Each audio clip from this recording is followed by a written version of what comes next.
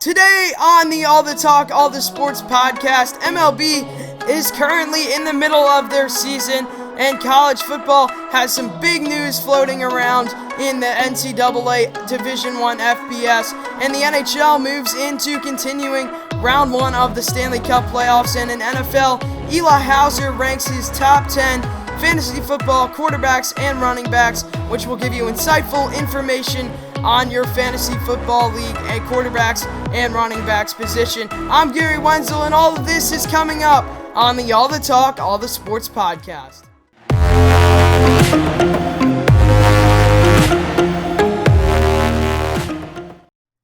A lot of exciting stuff in the NHL right now as they are currently battling it off in round one, best of seven series in the quarterfinals for a chance to make it to the semifinals in their respective conferences and hopefully win a cup, as that's every team's dream. Lots of teams have a chance to make noise and get a title potential and have that name of potentially winning a cup. I can at least pick maybe up to 5 teams that I can see winning this Stanley Cup. But unfortunately, I'm going to show you the bracket. In fact, let's show the bracket pictures right now. I made these picks on Tuesday.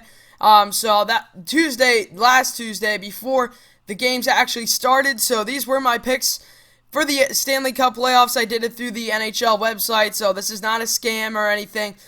So these are my actual picks all the way through. You can see the Western and Eastern Conference, So it's been exciting hockey so far for sure.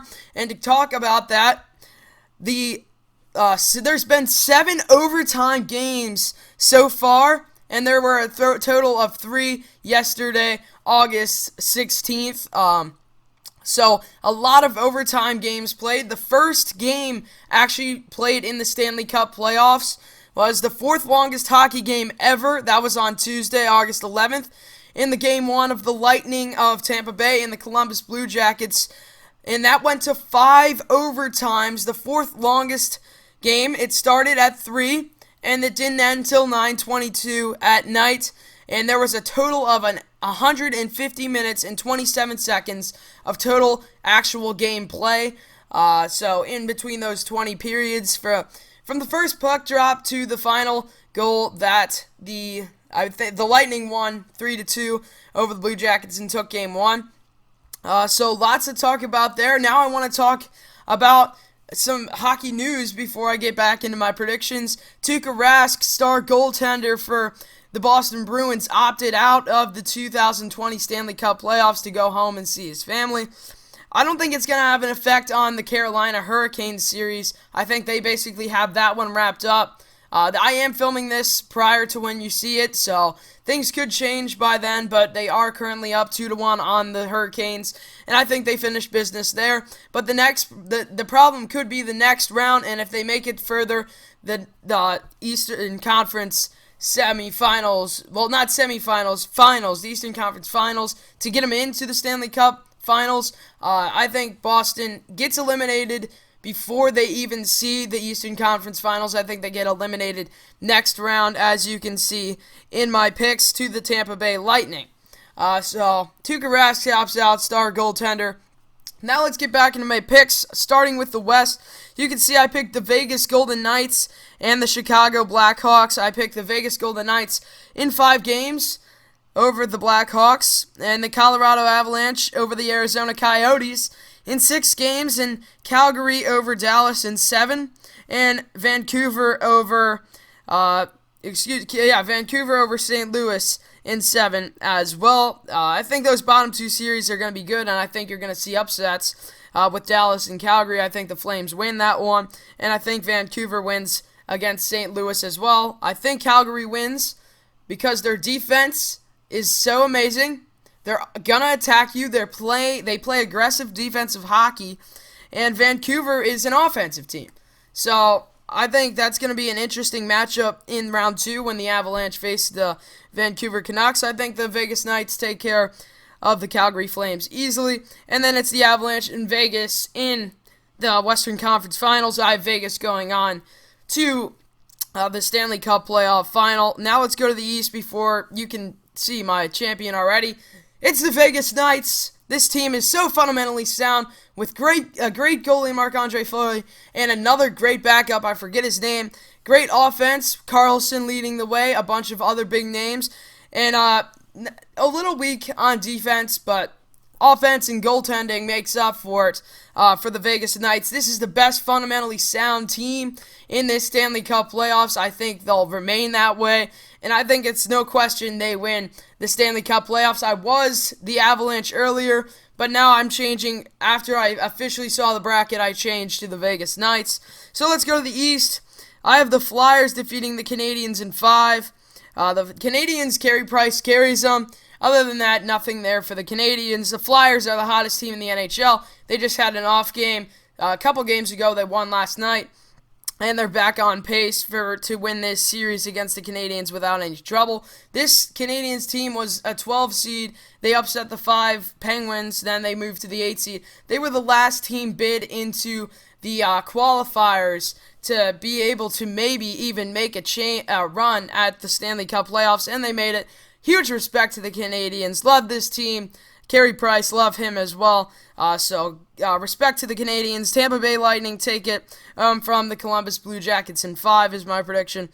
Islanders, I have the Islanders defeating the Capitals in 7 games. They're on pace right now to sweep. They're up 3-0 on the Capitals. They are the only team that can sweep the first round 1 of the Stanley Cup playoffs against the Capitals. Who would have guessed that? The Carolina Hurricanes, I have them losing to the Boston Bruins in 7 games as well. So that's basically it for the NHL. There you see all my predictions. I have the Flyers defeating the Islanders, no question. Flyers are so good right now. And I have the Lightning taking care of business against the Bruins pretty easily. I don't think the Bruins, without Rask now, I made these picks before without Rask, and now definitely without Rask. I think that the Bruins are definitely out of question for that series, and I think it's going to be the Flyers and Lightning.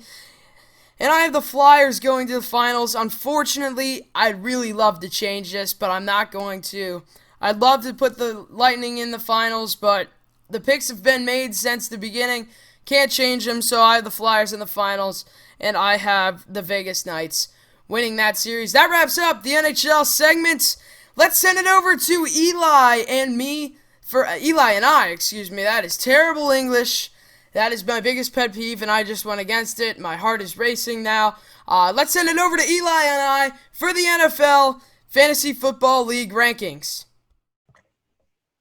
Today, as I just sent it over earlier to this part of the broadcast where I welcome in Eli Hauser, where he is going to be sharing his top 10 fantasy football quarterbacks and running backs for the 2020 NFL season. I know for all the talk, all the sports, we're doing a podcast, Fantasy Football League. That draft is August 22nd.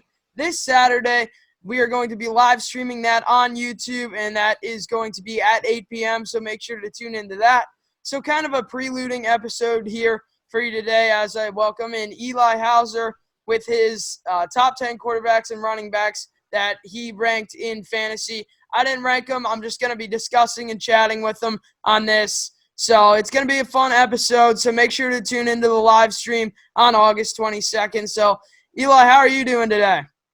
I'm all right. It's getting close to the draft, so you got to start prepping a little bit. Yeah, I know. I've talked to a bunch of guys. We're all prepping up, so glad. I guess this helps everyone that's watching with their fantasy league, so hope this helps for you guys. Let's get right into this. Eli, let's start with our quarterbacks here. Who do you have as your quarterback ranking? You want me to go just list all 10, or you want me to just start with number 1, and we'll discuss them down as we go. All right. So my number 1 quarterback is Lamar Jackson. His rushing value is so much higher. And obviously that means a lot in fantasy football. Yep. I'm pulling up some rankings now on my phone. I know a lot of people always hype up Patrick Mahomes. Do you have a reason why you didn't put Patrick Mahomes at number 1? I do. In our league that we're doing, it is 10 rushing yards equals 1 point. And Lamar Jackson last year rushed for about 1,200 yards.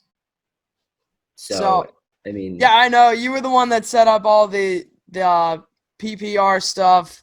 But I left that to you. So running obviously means more in fantasy football, and he's just an all around better quarterback. You're saying? yeah. I don't know. I think Yeah. he's a better fantasy quarterback just because he provides all that rushing upside. Yeah, because that's where it comes into play. Because I'm assuming at your number one list for like quarterbacks overall right now, just in general, I'd have Patrick Mahomes, and I'm assuming you would too. Yeah, I would. So number two, let's move on down the list. That is Patrick Mahomes. I Yeah, mean, no question. We just kind of preluded to that, discussed that. So yeah, not much to say there.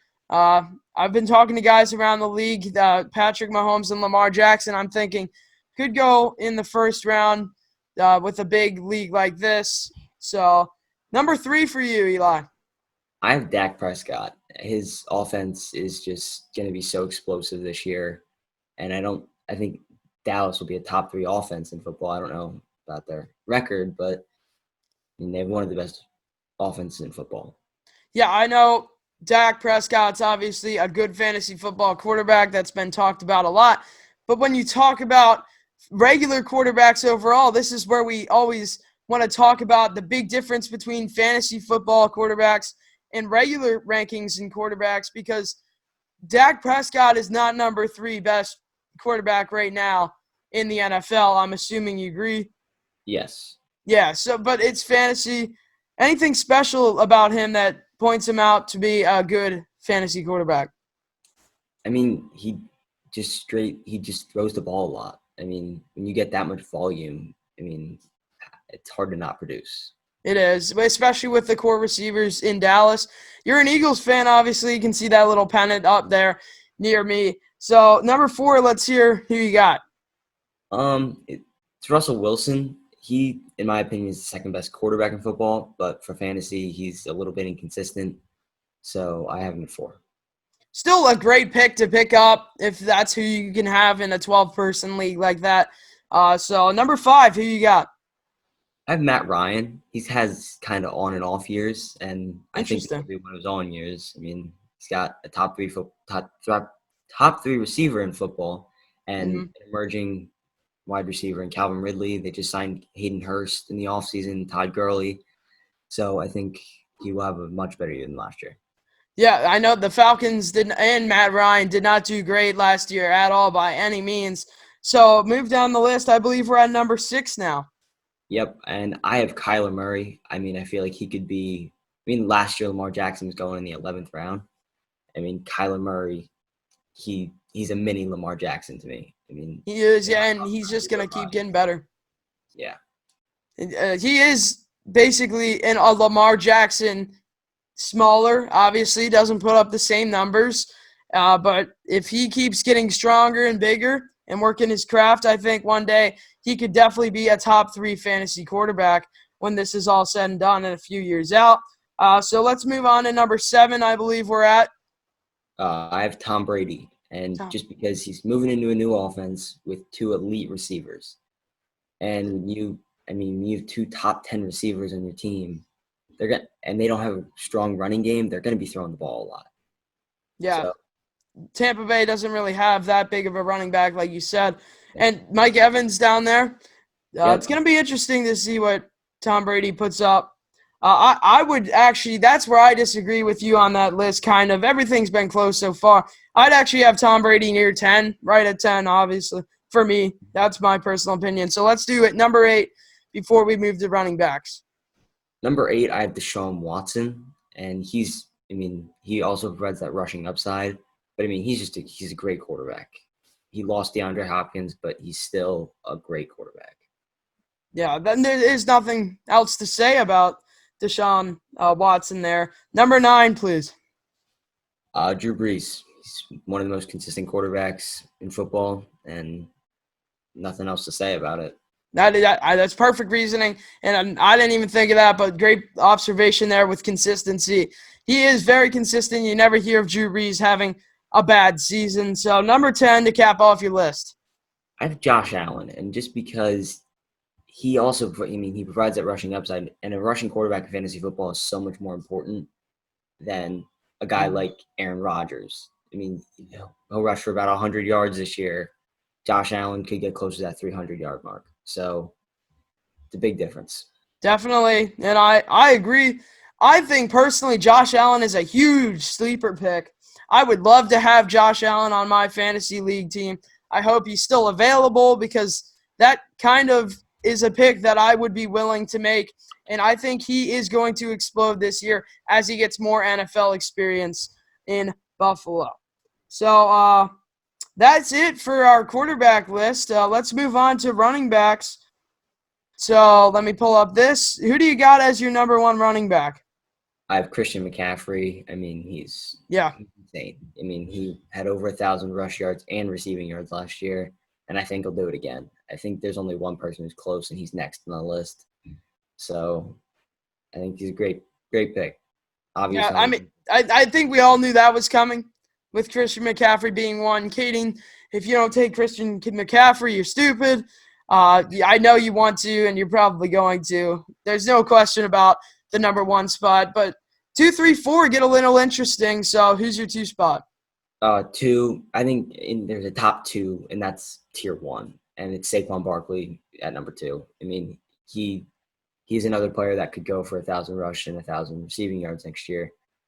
And I mean, even though he's not in the best offense, I mean, he's an elite back, so he'll get it done.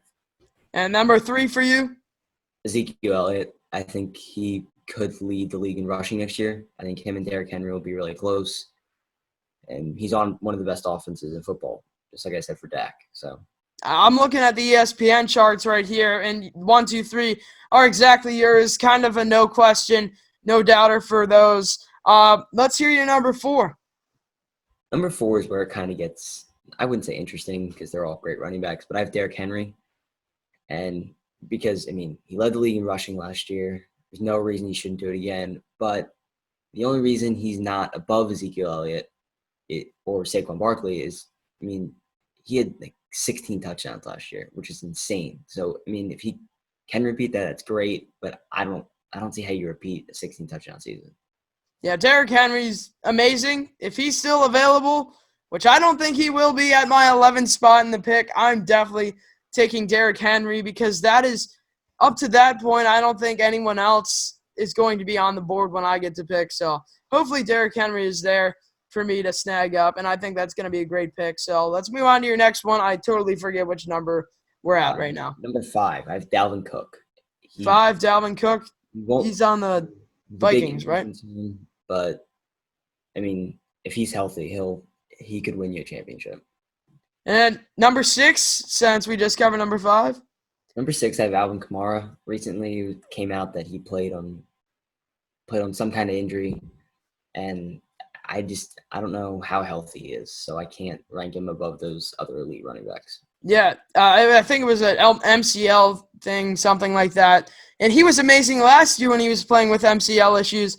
I think he will explode this year, and this is an underrated guy. If he is healthy, and that's exactly what you brought up, if he is healthy, he could be top 4 fantasy football running back, but that is the question. How's it going to look on that MCL? So I think we're going on to number 8 or 7? 7. Number 7. All right. I have Josh Jacobs from Oakland. I mean, he's another guy that he could lead the league in rushing, but he just doesn't get that passing volume that an Alvin Kamara gets, or Saquon Barkley or Christian McCaffrey.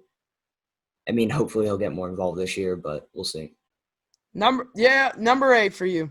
Joe Mixon. I mean, he's new quarterback coming in, Joe Burrow, and I mean, he's the best player on that team. It's not even close. So I think he'll have a way better year, and he had a really good year last year.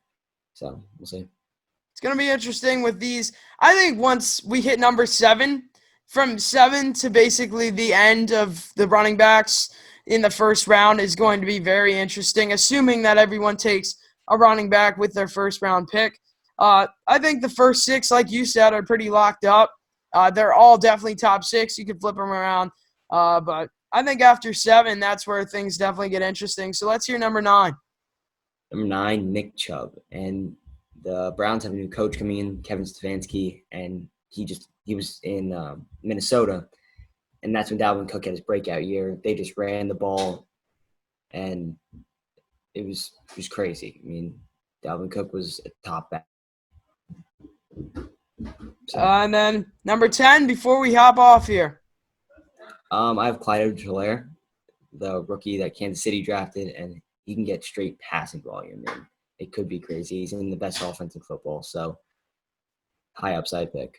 Yeah, and that's what you get from drafting a first-year rookie. You're going to get an athletic guy who can catch the ball and multi-purpose in an offense, especially with a quarterback like Patrick Mahomes, and give you receiving and rushing yards for the Kansas City Chiefs. So that wraps up your top 10 and your top 10 for both quarterbacks and running back picks. Like I mentioned before, our draft is August 22nd, 8 p.m. Make sure to tune into that on our live stream on YouTube. So, Eli, very insightful stuff. You provided a lot of facts, what you saw from all these running backs and what you're planning to see from the 2020 season. So, thank you for coming on today. Very insightful, as always, from the NFL, your specialty. So, thank you for coming on today. It's been fun. And now let's send it over to me talking about some MLB and college football. So we now move into the college football part of this episode. Last part I want to talk about, due to time constraints of this episode, I am not going to be doing any MLB stuff, so I'm sorry if you were looking forward to that, but college football news on the horizon. So the Big Ten and Pac12 have officially canceled their season for the fall of 2020. Old news, you could say, came last week. The sad thing about this is that they might not even play in the spring, and we might not see football till the fall of 2021 in the Big Ten and the Pac-12. I don't think any other Power 5 conferences are going to cancel quite yet. Maybe if things heat up again.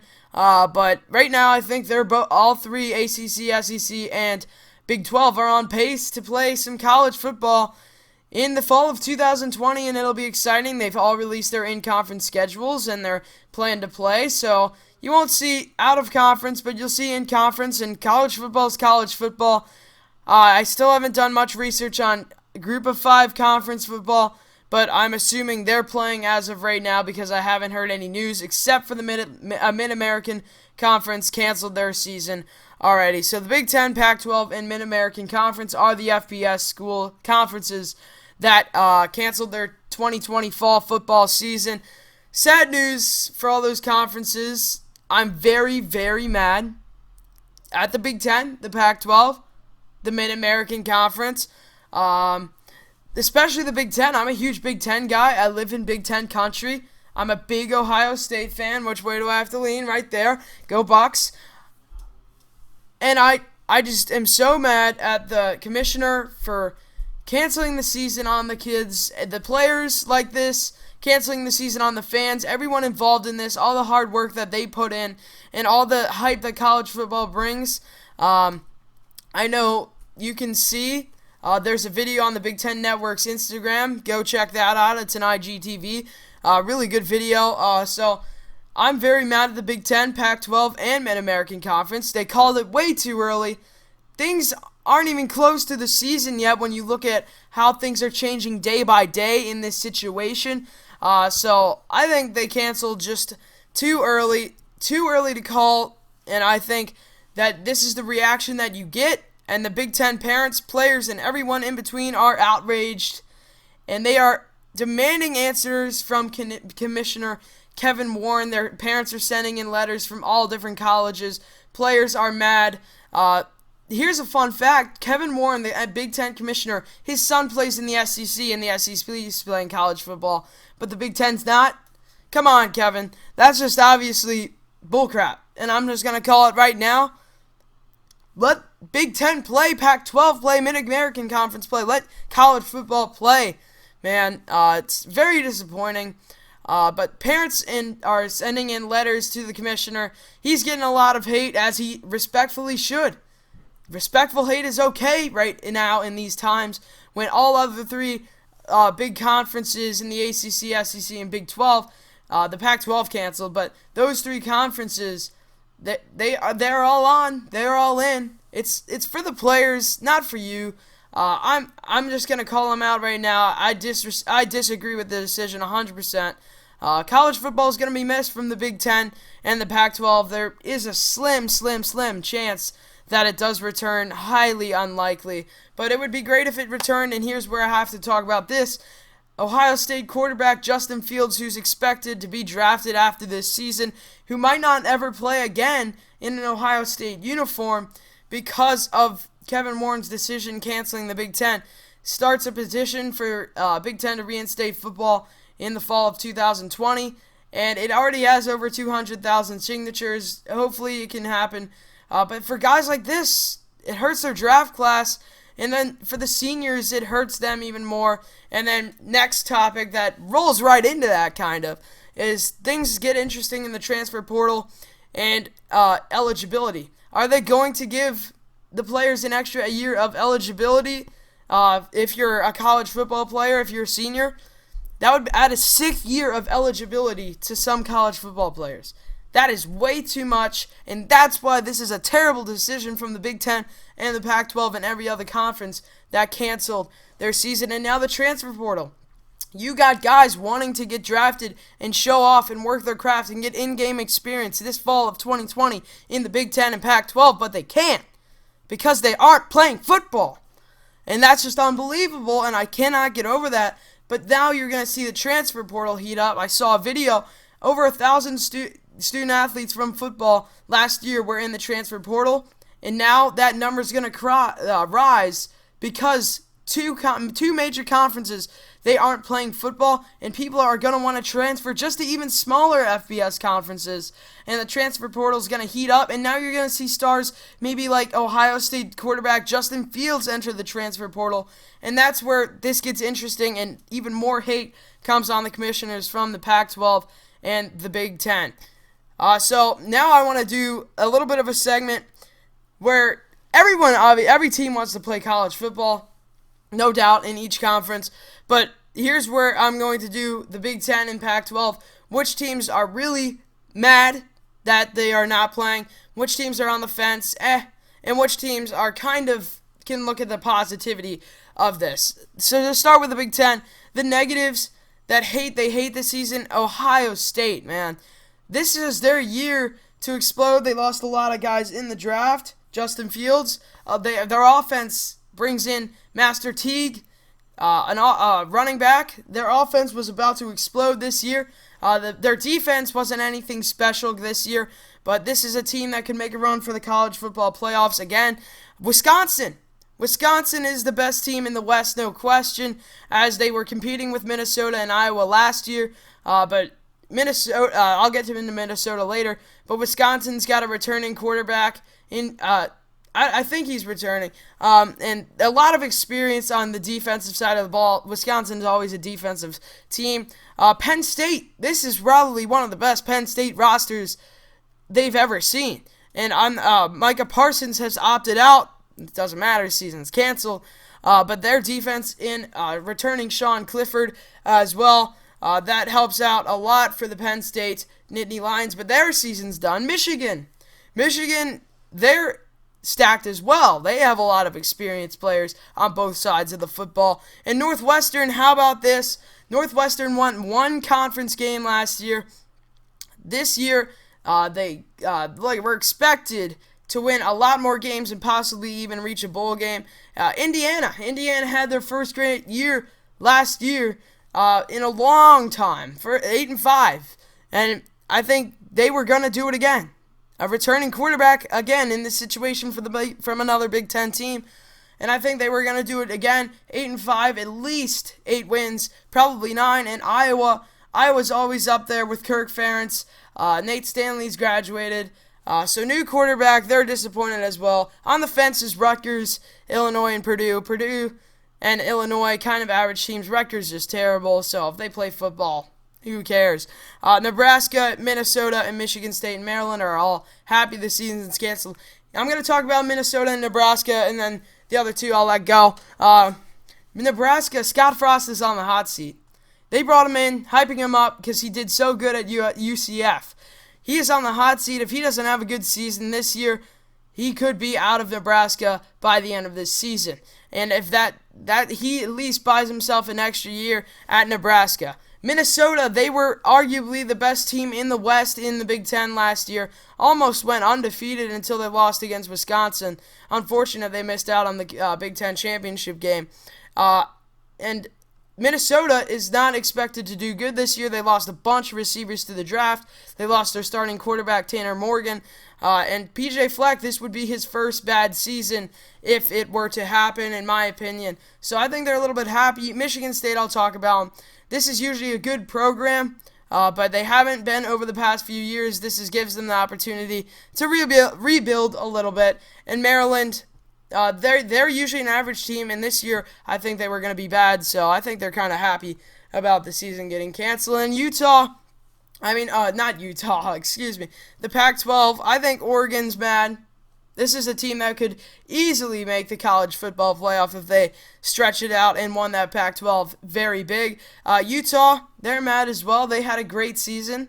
Arizona State, they were average last year, but they had a young quarterback who's a running quarterback, and he's so versatile, and he would come back this year and make a huge difference. USC, they're on the uprise again. They took a couple years of a fall, and they're back. And Washington, the Huskies, always been consistent, and I think they would have done good this year. Colorado, Cal, Washington State, and Stanford, I think they're all on the fence about the season.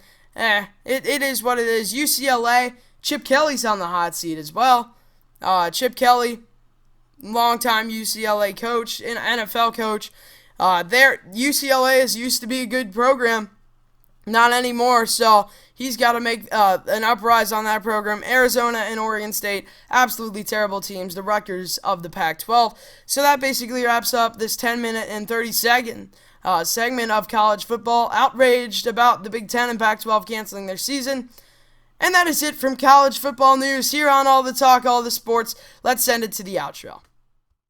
Thank you so much for watching this episode, another great episode from All the Talk, All the Sports. Thank you to Eli Hauser for coming on. As I mentioned before, this Saturday, August 22nd, is the NFL Fantasy Football Draft that we will be drafting at 8 p.m. on our YouTube as a live stream. So thank you all so much for watching. Make sure to check out my sportscaster at Gary Wenzel. I will be starting to call live games on Sportscaster. So a lot to look forward to on All the Talk, All the Sports. Thank you so much for watching. Have a great day.